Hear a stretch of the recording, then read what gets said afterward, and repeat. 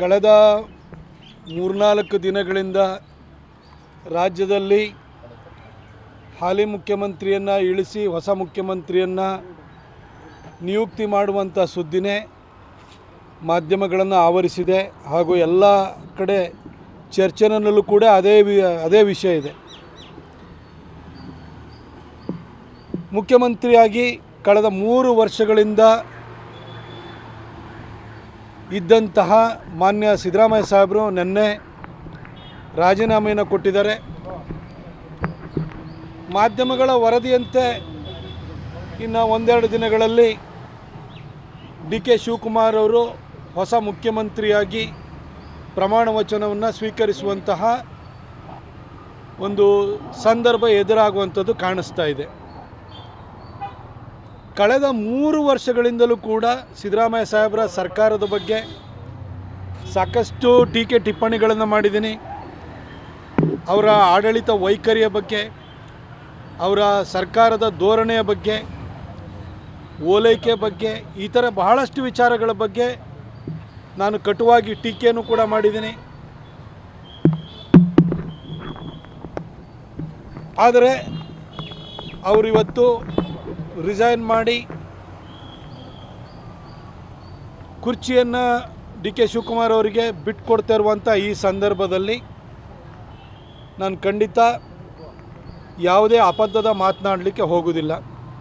ಯಾಕಂದರೆ ಅವರು ಆಡಳಿತದಲ್ಲಿದ್ದಾಗ ಏನೇನು ಹೇಳಬೇಕು, ಏನೇನು ಟೀಕೆಗಳನ್ನ ಮಾಡಬೇಕು ಇವೆಲ್ಲ ಮಾಡಾಗಿದೆ.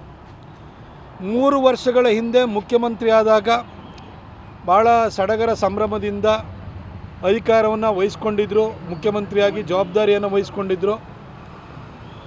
ನಿನ್ನೆ ಯಾವುದೇ ರಂಪ ರಗಳೆಗಳಿಲ್ಲದೆ ಗೌರವಯುತವಾಗಿ ಆ ಚೇರನ್ನು ಬಿಟ್ಟು ಕೂಡ ಕೆಳಗಿಳಿದಿದ್ದಾರೆ. ಅವರ ಮುಂದಿನ ಜೀವನ ಬಹುಶಃ ಅವರು ರಾಜಕೀಯದ ಕಡೆಯ ಕಾಲಘಟ್ಟದಲ್ಲಿದ್ದಾರೆ. ಅವರ ಜೀವನ ಚೆನ್ನಾಗಿರಲಿ ಅಂತೇಳಿ ಹೇಳಿ ನಾನು ಅವರಿಗೆ ಆಶಿಸ್ತೀನಿ, ಹಾರೈಸ್ತೀನಿ ಅನ್ನೋದು ತಪ್ಪಾಗುತ್ತೆ. ಅವ್ರು ಪ್ರಾರ್ಥಿಸ್ತೀನಿ ಅವರ ಮುಂದಿನ ಜೀವನ ಚೆನ್ನಾಗಿರಲಿ ಅಂತ. ಹಾಗೆ ಹೊಸ ಮುಖ್ಯಮಂತ್ರಿಯಾಗಿ ಮಾಧ್ಯಮಗಳ ವರದಿಯಂತೆ ಡಿ ಕೆ ಶಿವಕುಮಾರ್ ಅವರು ಪದಗ್ರಹಣವನ್ನು ಇನ್ನು ಕೆಲವೇ ದಿನಗಳಲ್ಲಿ ಮಾಡಲಿದ್ದಾರೆ. ಅವರು 3 ವರ್ಷದ ಹಿಂದೆ ಸಿದ್ದರಾಮಯ್ಯನವರು ಯಾವ ಸಂಭ್ರಮದಲ್ಲಿದ್ದರೋ ಇವತ್ತು ಡಿ ಕೆ ಶಿವಕುಮಾರ್ ಅವರು ಅದೇ ಒಂದು ಸಂಭ್ರಮ ಸಡಗರದ ಸನ್ನಿವೇಶದಲ್ಲಿದ್ದಾರೆ. ಅವರಿಗೂ ಕೂಡ ಶುಭವಾಗಲಿ, ಒಳ್ಳೆಯ ಆಡಳಿತವನ್ನು ಕೊಡಿ. ನಾವು ನಿಮ್ಮನ್ನು ಪ್ರತಿನಿತ್ಯವೂ ಕೂಡ ಟೀಕೆ ಮಾಡುವಂತಹ ಒಂದು ಸನ್ನಿವೇಶವನ್ನು, ಸಂದರ್ಭವನ್ನು ಸೃಷ್ಟಿಸ್ಕೊಳ್ಬೇಡಿ ಅಂತ ಹೇಳಿ ನಾನು ಅವರಿಗೂ ಕೂಡ ಕೇಳ್ಕೊಳ್ತೀನಿ ಮತ್ತು ಶುಭ ಹಾರೈಸ್ತೀನಿ.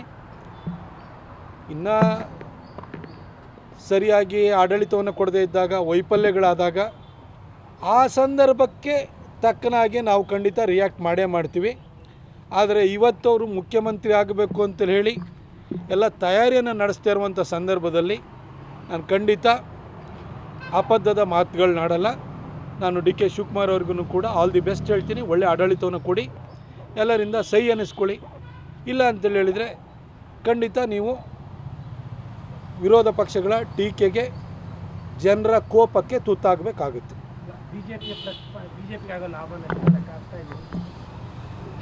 ನೋಡಿ, 2028ಕ್ಕೆ BJP ಮತ್ತು JDS ಮೈತ್ರಿಕೂಟದ ಸರ್ಕಾರವನ್ನು ತರಲಿಕ್ಕೆ ಈ ರಾಜ್ಯದ ಜನ ಆಲ್ರೆಡಿ ತೀರ್ಮಾನವನ್ನು ಮಾಡಿದ್ದಾರೆ. 3 ವರ್ಷದಿಂದ ಸಿದ್ದರಾಮಯ್ಯನವರು ಆಡಳಿತವನ್ನು ಕೊಡ್ತಾಯಿದ್ರು, ಅವ್ರನ್ನ ಆಡಳಿತವನ್ನು ನಡೆಸ್ತಾಯಿದ್ರು. ಅದ್ರ ಬಗ್ಗೆ ಜನಕ್ಕೆ ಏನು ಅಭಿಪ್ರಾಯ ಇದೆ, ಏನು ಅಭಿಪ್ರಾಯ ಇಲ್ಲ ಅನ್ನೋದು ನಿಮ್ಮ ಮಾಧ್ಯಮಗಳ ಮುಖಾಂತರವಾಗಿ ಜನಕ್ಕೂ ಮನವರಿಕೆ ಆಗಿದೆ, ಹಾಗೂ ಮಾಧ್ಯಮಗಳಿಗೂ ಅದ್ರ ಬಗ್ಗೆ ಅರಿವಿದೆ. ಅದ್ರ ಬಗ್ಗೆ ಮತ್ತೆ ಪದೇ ಅವರು ಆ ಚೇರಿಂದ ಕೆಳಗಿಳಿದಿರುವಂಥ ಸಂದರ್ಭದಲ್ಲಿ ಮಾತಾಡಲಿಕ್ಕೆ ಇಷ್ಟಪಡಲ್ಲ.